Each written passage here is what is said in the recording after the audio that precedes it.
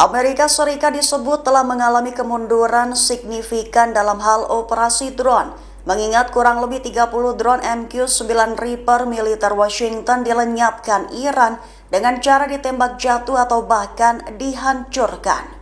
Mengutip Al-Mayadin pada 22 Mei, hal ini menurut laporan sumber utama Bloomberg dari seorang sumber anonim yang mengetahui masalah tersebut. Menurut Bloomberg, setidaknya 24 drone MQ-9 Reaper dan mungkin sebanyak 30 telah dinetralisir sejak Amerika Serikat dan Israel melancarkan perang melawan Iran. Kerugian itu mencapai hampir 20% dari inventaris pesawat tanpa awak bernilai tinggi milik Pentagon sebelum perang. Disebut menandai satu di antara kemunduran paling signifikan bagi operasi drone Amerika Serikat dalam beberapa tahun terakhir. Disebut kerugian sangat signifikan mengingat setiap MQ-9 Reaper berharga sekira 30 juta dolar, sehingga kerugian kumulatif menjadi sangat mahal bagi Pentagon seiring berjalannya perang. Selama perang dengan Iran, banyak dari drone tersebut ditembak jatuh oleh angkatan bersenjata mereka, sementara yang lainnya menjadi sasaran tepat dan dihancurkan dalam serangan rudal, di mana yang menargetkan pangkalan udara Amerika Serikat di kawasan tersebut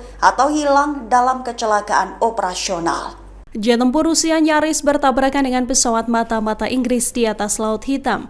Insiden ini diungkap Menteri Pertahanan Inggris John Healey dikutip dari The Guardian pada Rabu 20 Mei 2026. Menurut laporan, jet Rusia terbang hanya sekitar 6 meter dari pesawat RAF Revenge Joint milik Inggris. Pesawat pengintai tak bersenjata ini diketahui tengah menjalankan misi pengawasan NATO di wilayah udara internasional. Jet Rusia disebut melakukan 6 kali manuver rendah dan melintas sangat dekat di depan pesawat Inggris. Inggris menilai aksi ini berbahaya dan berpotensi memicu krisis diplomatik. Tak hanya itu, insiden kedua juga terjadi pada pertengahan April 2026. Jet Su-35 Rusia dilaporkan terbang sangat dekat hingga memicu sistem darurat pesawat Inggris.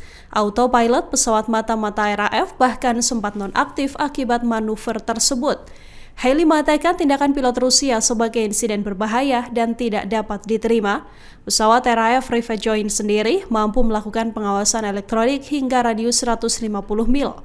Insiden ini disebut menjadi aksi paling berbahaya Rusia terhadap pesawat Inggris sejak penembakan rudal di Laut Hitam pada 2022 silam. Dari laporan Healey, Inggris juga melacak 3 kapal selam Rusia berkeliaran di atas infrastruktur bawah laut di Atlantik Utara. Healey lantas menegaskan Inggris tetap berkomitmen membela NATO dan menghadapi agresi Rusia.